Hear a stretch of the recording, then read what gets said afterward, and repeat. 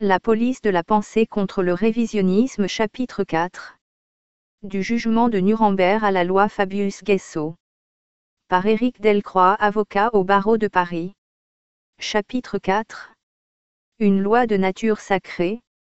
Dans un pays où les grands moyens d'information collaborent à la répression de toute dissidence de la pensée, la loi Fabius-Guessot a pour fonction de protéger une croyance, de nature de moins en moins scientifique et de plus en plus religieuse, en un événement fondateur du monde moderne, l'extermination délibérée par l'Allemagne de 6 millions de Juifs, principalement par le moyen diabolique d'abattoirs chimiques appelés chambres à gaz homicide. Hors de cette croyance, sur le bien fondé de laquelle je refuse ici de me prononcer pour des raisons d'ordre purement légal, point de salut. Si toute croyance est respectable aussi longtemps qu'elle n'est pas imposée, le fait de recourir à la force injuste de la loi pour décréter une vérité historique incontestable sous peine d'amende et de prison ne peut aboutir qu'à des aberrations. Les médias collaborent à la répression. Nous voici parvenus au temps du procès politique permanent, mieux, du procès idéologique permanent. Aux accusés on ne reproche plus tant leurs actes, à supposer qu'il y ait des actes, mais leurs idées. C'est de leurs idées d'abord et avant tout qu'on leur fait grief ainsi que d'intentions d'agir qui sont, par les accusateurs, arbitrairement induites de ces idées-là. La presse française, pourtant intéressée au premier chef par des décisions de justice qui concernent des infractions dites de presse, préfère détourner son regard quand il ne lui arrive pas de collaborer spontanément à la répression judiciaire. Loin de la réalité présente et loin de la France, elle opère les diversions nécessaires en direction de l'affaire Dreyfus ou de la collaboration, quand ce n'est pas de l'Irak ou de Sarajevo. Que ne s'interroge-t-elle sur le rôle qu'on lui fait jouer pour la protection d'une idéologie de plus en plus arrogante? La presse juive, l'Arche, Information juive, Tribune juive, ainsi que Le Monde, Libération, Le Canard enchaîné, l'événement du jeudi participent activement à la chasse au révisionnisme et aux révisionnistes en tant qu'individus. Individus au nombre desquels je me flatte de compter. La Shoah protégée par la loi française. Pourtant l'oligarchie qui est ainsi parvenue à neutraliser l'esprit critique des Français manifeste quelque inquiétude, peut-être même une inquiétude croissante. Elle a senti la nécessité de dresser une barrière juridique propre à dissuader une fois pour toutes les questionneurs, les sceptiques, les hérétiques, les dissidents qui persistaient, malgré tout, à faire preuve d'esprit critique. Elle s'est dit que, parmi les événements historiques devenus mythologiques dont il convenait de protéger la mémoire, il en était un, et un seul, à valeur de mythe fondateur, qu'il fallait préserver coûte que coûte, celui de l'Holocauste, de la Shoah, du génocide des Juifs et de la chambre à gaz nazie. Un mythe peut se développer autour d'un événement réel ou fictif. Pour les exterminationnistes, l'extermination physique des Juifs par le Reich appartient à l'ordre du réel tandis que, pour les révisionnistes, elle relève de la fiction. Pour une raison qui relève uniquement des contraintes légales, je me garderai d'affecter d'entrer ici dans la controverse. Je me contenterai de faire remarquer qu'afin de préserver le mythe qui s'est développé autour de l'extermination réelle ou supposée des Juifs pendant la Seconde Guerre mondiale, la République française en est venue à accoucher d'une monstruosité juridique qui n'a pas de précédent, la loi Fabius-Guessot. L'histoire des hommes est riche de milliards d'événements parmi lesquels le législateur français a jeté son dévolu sur un événement et un seul pour le placer sous la protection des juges, des gendarmes et de la police.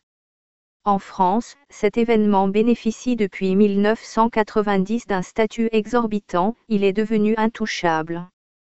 Il est de l'ordre de la révélation. Il n'est plus d'ordre physique mais d'ordre métaphysique. Indicable, ineffable, inénarrable, inconcevable, il est aussi devenu juridiquement incontestable sous peine de prison, d'amende et du versement de considérables dommages-intérêts. Notre pays est le premier du monde à avoir définitivement jugé et fixé un point d'histoire par une loi spécifique. En ce domaine, il a devancé l'Autriche, 1992, et l'Allemagne, vote, à l'unanimité, du Bundestag, vote attendu du Bundesrat à la fin de 1994, voix. Annexe 4. Plus cynique que Staline, plus répressif que Jackson. La loi Fabius-Guessot prononce que les faits qui reçoivent rétroactivement la définition de crime contre l'humanité soit par le tribunal militaire international de Nuremberg, soit par une juridiction française, doivent être tenus pour définitivement acquis, établis, sûrs, certains et incontestables. Il est interdit de remettre en cause la réalité de ces faits énoncés, principe extraordinaire et sans précédent historique. Même des personnes étrangères à ces procès ne peuvent se permettre la moindre contestation. La nouveauté est formidable. L'Inquisition n'y avait pas songé. Joseph Staline non plus.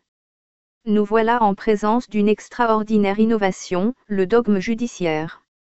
En 1945, à Nuremberg, le procureur américain Robert H. Jackson avait lancé au juge « L'histoire nous jugera demain », TMI 2, p. 109. En 1990, à Paris, il devient défendu de juger les juges de Nuremberg. Même à l'aune de l'historien, le tribunal de Nuremberg n'entendait pas faire œuvre législative. Le Parlement français, ainsi que nous l'avons vu, a brisé le sceau de la chose jugée. Il s'est approprié certains éléments des délibérations des magistrats de Nuremberg et, c'est un comble, de toutes les délibérations de procès à venir pour crimes contre l'humanité sans qu'on puisse, par définition, connaître aujourd'hui le contenu de ces procès. Sont en quelque sorte d'avance absorbés et sublimés dans la loi Fabius-Guessot tous les jugements, arrêts ou sentences qui paraîtront utiles à une accusation qui ne cesse de changer de forme. On n'avait pas interdit de contester la condamnation de Dreyfus.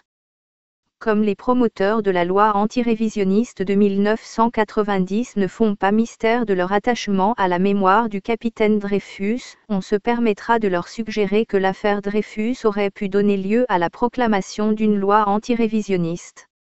Vers 1898, les antidreyfusards, qui étaient alors majoritaires, auraient pu interdire, par une loi, de contester la sentence de 1894 qui condamnait le capitaine Dreyfus pour trahison. Les révisionnistes de l'époque se seraient vus légalement punir pour leur campagne en faveur du condamné. Peut-être la cohésion nationale y est gagnée mais qui ne voit que le droit aurait alors souffert un dommage aux conséquences imprévisibles. Un Français est obligé de croire que Catin est un crime allemand. Si la loi antirévisionniste de 1990 avait été édictée 2 ans auparavant, les journaux français n'auraient pas eu le droit, sous peine de poursuites judiciaires, de publier la révélation de Gorbatchev sur la responsabilité exclusive des soviétiques dans le massacre de la forêt de Katyn, puisque, aussi bien, les juges de Nuremberg avaient imputé ce massacre aux Allemands par le biais de l'article 21 du statut du TMI déclarant vérité d'office, en anglais, to take judicial notice of, l'intégralité des rapports des commissions des crimes de guerre établis par les Alliés. Une commission soviétique avait établi un rapport attribuant le massacre aux Allemands. Les juges ne pouvaient que cautionner d'office les conclusions de ce rapport mensonger, voix. La francophobie, aussi, p. 92 à 93. Aujourd'hui, un Français reste, en principe, obligé de croire que Katyn est un crime allemand cependant que procureurs et associations habilitées par la loi à porter plainte sont totalement indifférents à la tragédie de ces milliers d'officiers qui n'étaient, après tout, que de simples pollux de religion catholique. Devant l'interdit, la soumission des parlementaires. Il aurait suffi de 60 parlementaires pour saisir le Conseil constitutionnel au sujet de la loi antirévisionniste. En mai-juin 1990, sous l'effet du montage de l'affaire de Carpentras, les parlementaires sont restés figés de peur. Il semble que Robert Badinter, président du Conseil constitutionnel, ait été le premier surpris de l'absence de tout recours parlementaire. Le 21 juin 1991, Jacques Toubon demandait l'abrogation de cette loi qu'il qualifiait de stalinienne. Trop tard. L'antirévisionnisme était plus que jamais à l'ordre du jour. La chape de plomb était définitivement tombée. La demande de J. Toubon mérite qu'on s'y attarde. On en trouvera ci-dessous des extraits, voix. Annexe 2. Notons que, revenue au pouvoir, la majorité UDF-RPR qui avait voté contre l'adoption de la loi Fabius-Guessot au temps de la majorité socialiste, s'est, dans les faits, ralliée à cette loi et en prépare même une version aggravée avec la loi Cormand-Gobert, ou Pasqua-Gobert, qui sera vraisemblablement adoptée à la fin de 1994. Au moment de la campagne électorale des législatives de 1993, les révisionnistes avaient interrogé les candidats UDF-RPR sur leurs intentions en ce qui concernait la loi Fabius-Guessot. Les réponses allaient de la dérobade à des esquives comme celle de Claude Maluret, « Je suis en faveur du maintien de cette loi pour des raisons d'opportunité sic », ou encore à des engagements formels comme celui de Jacques Miard, « On ne fiche pas la vérité historique par une loi. Il s'agit d'une atteinte à une liberté fondamentale, la liberté d'expression. Il va de soi que je ne porte aucun jugement de fond sur les thèses défendues par les uns ou les autres. Mais nous ne pouvons accepter que soit instituée par avance une vérité officielle par une loi alors que l'histoire fait toujours l'objet à chaque génération de recherches scientifiques menées par les historiens. Ce sont les raisons pour lesquelles le Rassemblement pour la République est en faveur d'une révision de cette disposition introduite par les socialistes dans la loi sur la liberté de la presse. Seule la peur du tabou historique, politique et religieux, protégé par le Benaï Bérite, la plus importante organisation juive du monde, peut expliquer une telle paralysie des esprits. L'interdit religieux. Hormis l'Autriche, qui, en 1992, a suivi l'exemple de la France, et l'Allemagne qui, elle, possédait depuis plusieurs années tout un arsenal juridique contre le révisionnisme historique, mais sans aller jusqu'à une prohibition explicite de la contestation de Nuremberg, aucun pays du monde occidental ne possède de loi comparable à la loi Fabius-Guessot. La Belgique, un moment tentée par l'adoption d'une telle loi, vient d'y renoncer à l'automne 1993. Mais la menace de la légalisation d'un tel tabou primitif demeure dans le monde entier tant la religion de l'Holocauste se répand hors de tout esprit critique et tant une nouvelle doctrine se forge autour du seul nom d'Auschwitz, voix. Annexe 4. Les Suisses se prononceront, eux, par référendum le 25 septembre 1994. Une loi contre le blasphème. Pour les colonies juives du monde entier, l'Holocauste est devenu l'épisode central d'un nouveau livre de la Torah. Ce livre est en train de s'écrire et toute contestation à son propos est imputée à blasphème, c'est-à-dire à une parole qui outrage la divinité, qui insulte la religion. Pour l'erreur, disait Hugo, éclairé, c'est apostasie. Des régimes qui se qualifient de démocratiques et de laïques, qui se prétendent attachés aux libertés d'opinion et d'expression et qui ont depuis longtemps aboli toute loi contre le blasphème, ce n'est pas encore le cas en Allemagne, se comportent, dès lors que l'Holocauste est en jeu, comme des monarchies ou des dictatures théocratiques, hostiles à ces libertés et favorables à la punition du blasphémateur. Ainsi que le fait remarquer Ahmed Rami, emprisonné en Suède pour son activité révisionniste, on fait fête au blasphémateur Rushdie parce que la religion musulmane est en cause mais on approuve le châtiment du révisionniste Forisson parce que la religion juive s'estime lésée. Le Vatican fait chorus. Face au progrès de cette religion triomphante et sourcilleuse de l'Holocauste, on se demande ce qui l'emporte, chez les responsables politiques, du fanatisme, de la peur ou de l'opportunisme. Le Vatican lui-même s'incline. À Seymour Reich, président du Comité juif international pour les consultations interreligieuses, le pape Jean-Paul II avait assuré « Aucun dialogue entre juifs et chrétiens ne peut ignorer la Shoah », 6 décembre 1990. Mgr Ratzinger renchérit en affirmant Tchou après Auschwitz, la réconciliation entre juifs et chrétiens ne peut être différée, 3 février 1994. Pour Joaquin Navarro, porte-parole du Vatican, la Shoah est un gouffre monstrueux duquel s'est dégagée une lueur blême qui a permis d'entrevoir, dans toute sa profondeur, la noirceur du mal humain, 15 février 1994. Est-ce à dire que la crucifixion de Jésus n'avait pas, depuis près de 2000 ans, permis d'entrevoir la noirceur du mal humain? Voit-on se manifester ici ce que d'aucuns parmi les catholiques dénoncent comme le noachisme, c'est-à-dire comme une hérésie où le christianisme est subordonné au judaïsme, ce dernier étant considéré non plus comme simplement antérieur mais comme supérieur. La rédemption passe-t-elle désormais par Auschwitz et le peuple juif serait-il le Messie? Le Vatican va-t-il condamner les sectateurs du Galiléen? Le père Bertrand de la Margerie, prêtre de la Compagnie de Jésus, écrit, pendant les cérémonies de la Semaine Sainte, les disciples de Jésus crucifié entrevoient que sa passion unique de Dieu fait homme se prolongeait mystérieusement dans les chambres à gaz d'Auschwitz, Le Monde, 7 avril 1994, p. 2. Un dogme s'élabore avec l'assentiment des docteurs de la loi. Aux dernières nouvelles, il semble que le Vatican s'apprête à reconnaître sa responsabilité dans la Shoah, Holocauste, le repentir de l'Église, Le Figaro, 26 mai 1994. La religion de l'Holocauste, Claude Lanzmann. La réaction de Claude Lanzmann au livre de Jean-Claude Pressac sur les crématoires d'Auschwitz confirme le caractère religieux de l'Holocauste et de la chambre à gaz nazie. Elle atteste du même coup que la loi Fabius-Guessot est, dans son essence et dans son application, non pas tant une loi de la République française que l'expression d'un interdit religieux. C. Lanzmann, auteur du film Shoah, dénonce avec véhémence l'approche matérialiste de Pressac en qui il voit un disciple du professeur Faurisson, lequel est réputé pour son argumentation essentiellement physique, chimique, technologique, topographique et, faut-il l'ajouter, connu aussi pour son athéisme. C. Lanzmann déclare. De même que Faurisson déclarait tous les témoignages non avinous, de même Pressac, prétendant se situer sur le plan glaciaire de la technique pure, disqualifie, dans ses interviews scandaleux, non seulement tout le travail antérieur, mais également les témoignages frappés de suspicion ou de nullité à cause du coefficient personnel d'émotion. S'extasier, comme on semble le faire, devant le caractère froidement analytique de la démonstration de Pressac est une faute morale.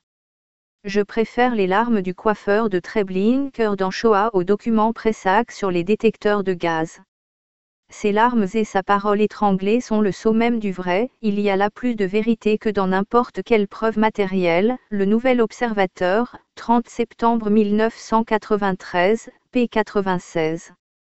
Jean-Jacques Pauvert a même rapporté qu'à l'occasion de la sortie en salle du film de Steven Spielberg, La liste de Schindler, ce même Lanzmann avait déclaré que s'il avait entre les mains un document filmé authentique sur Auschwitz, il le détruirait.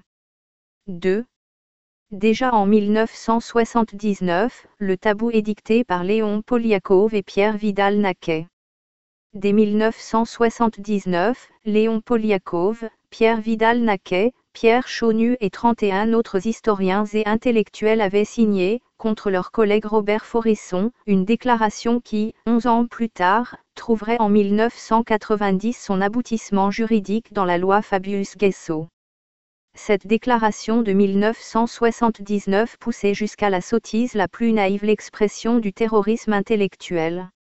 Chacun est libre d'interpréter un phénomène comme le génocide hitlérien selon la philosophie qui est la sienne.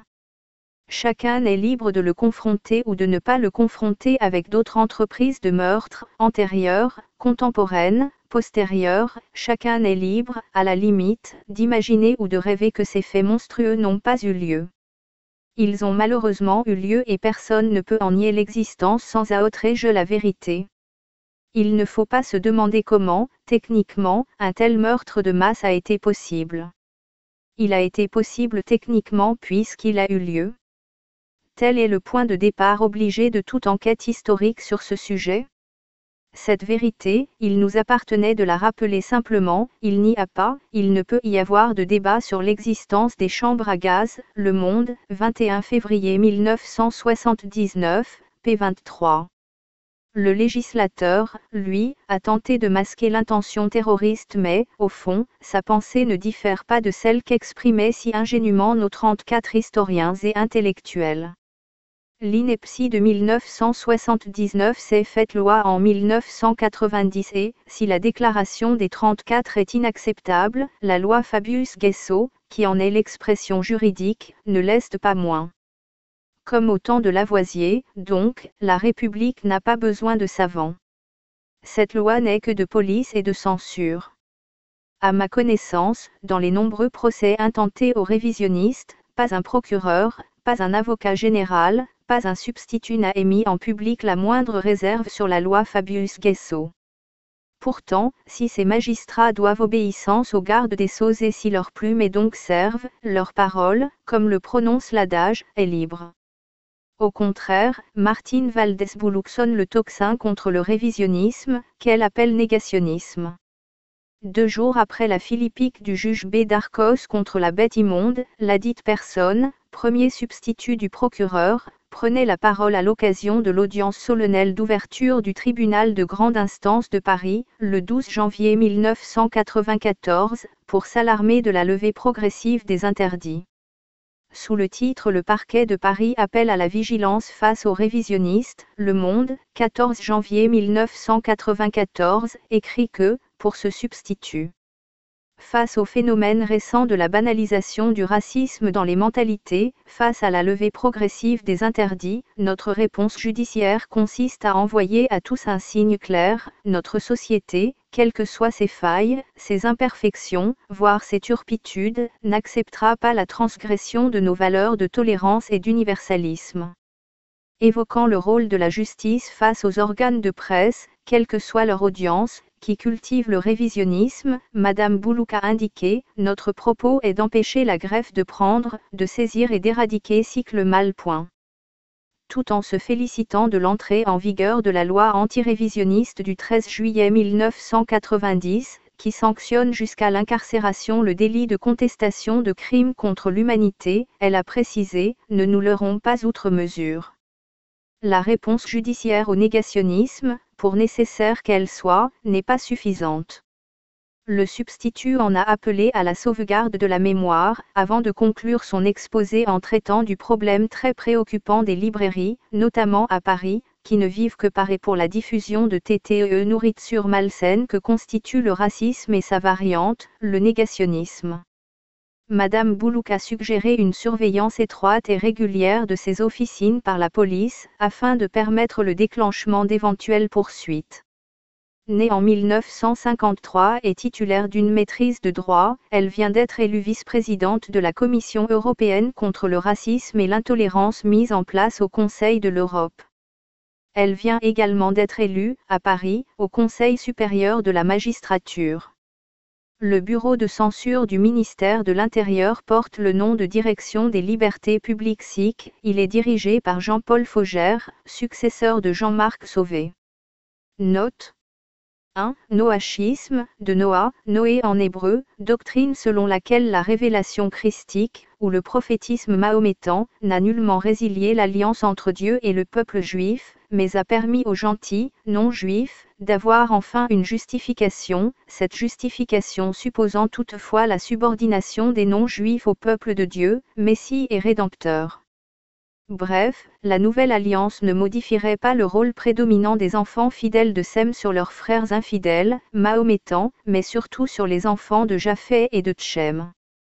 Le développement, même descriptif, de cette théorie, illustré jadis par Gougenot des Mousseaux, dans Le Juif et la judaïsation des peuples chrétiens, Paris, 1869 et 1886, semble impossible en France, eu égard à la législation répressive en vigueur, voire la francophobie, aussi, p. 39 à 85. On lira avec intérêt, sur ce sujet, l'article publié récemment en Italie dans la revue Sodalitium, numéro 34, janvier 1993, édition française, Località Carbignano, 36, I10020 Verrua Savoie, Tout, Italie.